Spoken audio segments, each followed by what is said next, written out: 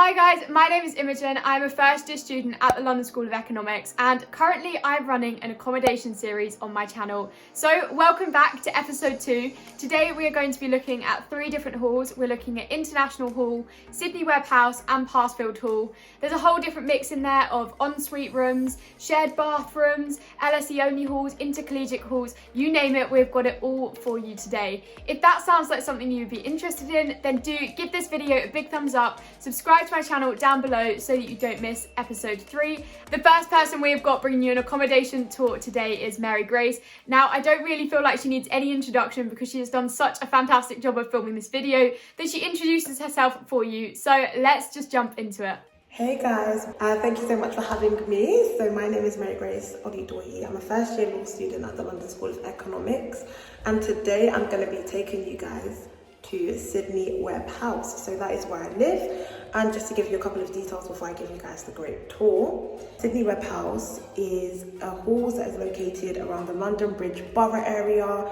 So it's about 8.3k for the whole year. It is a 40-week contract, which means you do not have to move out during Christmas and Easter. You are here to stay, and approximately that is about £210 a week. Sorry, the light is automatic, so it keeps on flicking. In terms of location to LSE, it is about 20 minutes on the bus. You can't walk, well you could walk, it's about 45 minutes, but I don't know if you guys want to walk that distance, but it's about 15 minutes on the bus, which means it's quite close. But that's another cost you have to factor in, which is transport there. But using the student Oyster card, it is £1.50 there and £1.50 back, so it's £3. So it's still really super convenient, but it's on the other side of the river from LSE. But that's enough waffle. Let's get straight into the video and give you guys a tour. So guys, first of all, in the hallway, that's my room. You've got like this really big space. Again, I want to just emphasize that my flatmate and I paid for extra large rooms. So they're not extra large, but they're slightly larger than your typical Sidney Webb sized room.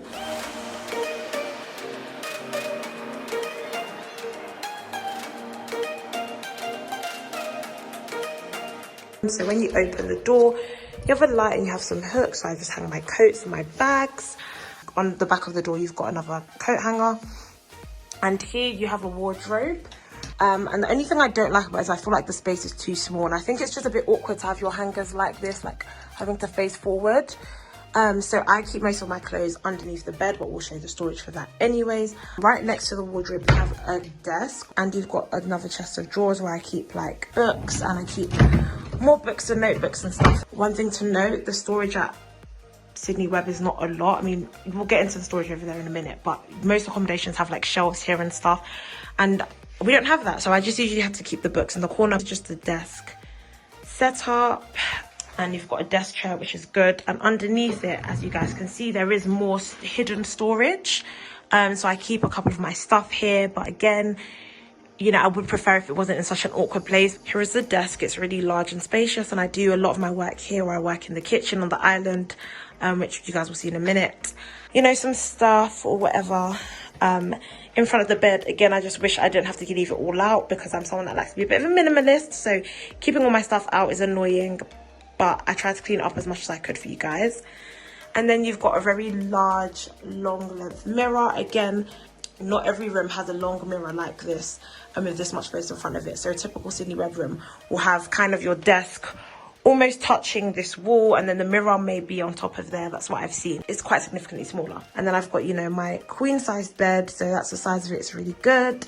And you've got more storage for chest of drawers here, and you've got like this nice over the bed type of storage. And as you guys can see, I keep my books here, which I love, and my trainers and my perfumes and my jewelry, so it's really nice aesthetically.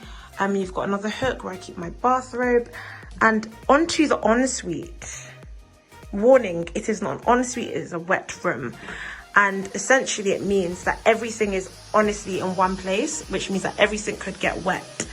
So I typically take out the toilet paper from the toilet when I bath, because it will just get wet, and it gets very wet and very damp on the floor, which is super annoying. And there's literally like minimal storage, but it's doable, it's manageable. So here it is, we've got a nice mirror.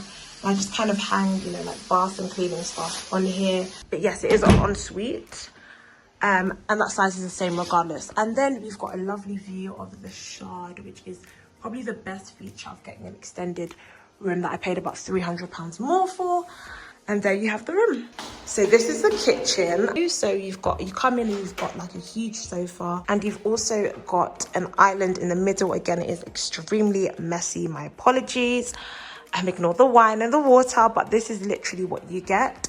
So you'd have these two fridges, 2 freezers, and all of this storage space, which is in ample.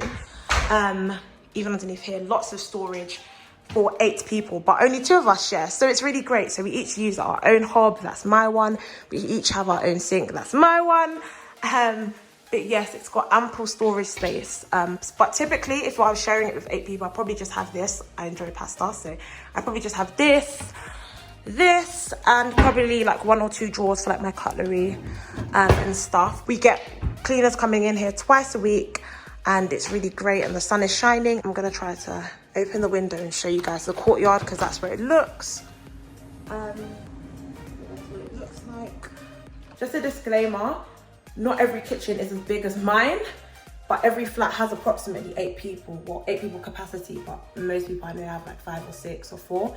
But not every kitchen is as large as ours. And also, just something to note, I make TikToks daily about university life, about getting into the corporate world. So follow me on TikTok, Mary Grace Olu, and you can also look at my Instagram as well, Mary Grace Olu, where I share a couple of tips there as well. But come on my TikTok, it's absolutely fun. Imogen is an amazing girl, and this video is going to be super exciting. So thank you guys so much for watching, and stay tuned for the next accommodation. A massive thank you to Mary Grace for filming that video. As she's already said, her TikTok is a fantastic place if you're looking for tips on going to a Russell Group university, for going to LSE, for corporate life, all those sorts of things. I would really recommend that you do go and check it out. The next tour I've got for you is of International Hall. Now this is actually brought to you by Yin. Yin is a student who is also on my BA Geography course, and we were actually doing a group project last week, and I spotted she was in a hall of residence, and I was like, hey Yin, any chance you want to help me out with a video? And she was super speedy in getting this back to me, so a massive thank you to her for that. Welcome to International Hall. My name is Yin, and I'm a first year student at LSE. This is an overview of my room. It's a single room with a shared bathroom and costs £228 per week. My room comes with a desk and a single bed and some storage. This is my view, which is of the garden and the rest of the hall, but some of the students have rooms facing Brunswick Park or facing the street. International Hall is a 40-week contract, so you don't have to move out during the holiday. Within the room you have a sink with some storage space underneath and a mirror and a light above. As International Hall is a catered hall, breakfast and dinner are provided Monday through to Friday, and at the weekend you have brunch and dinner, which is also included. As it's catered, you have a pantry as opposed to a kitchen. Your meals are included in your rent, and it's really good value for money for people who don't want to cook.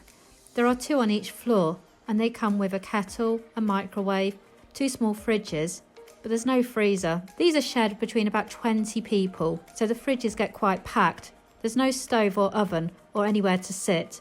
You have to take everything back to your room.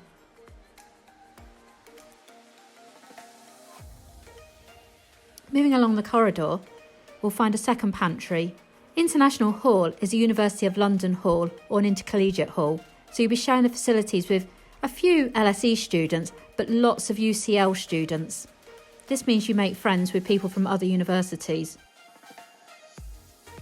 Now we're going to look at the shared bathrooms. There are loads of these per floor, and you never have to wait or queue because everyone's on a different schedule. The pantries and bathrooms are cleaned every day. My friend told me that before COVID there was a room cleaning service as well, but these have been cancelled for safety reasons. Things like toilet rolls are replenished in the bathroom, so you don't have to do shopping for those. International Hall is a great location. It's only a 20-minute walk from LSE. It's a 5-minute walk from Russell Square Station and the Brunswick Centre, and about 15 minutes walk to King's Cross Station.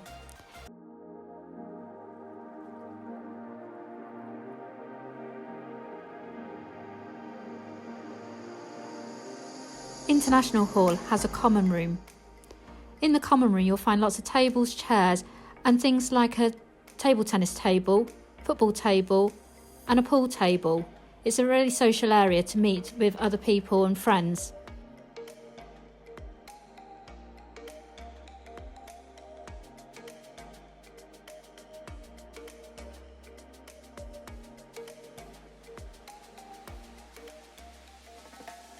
This is the laundry room. It has about 8 washer dryers. You never have to queue for these, there's always one available.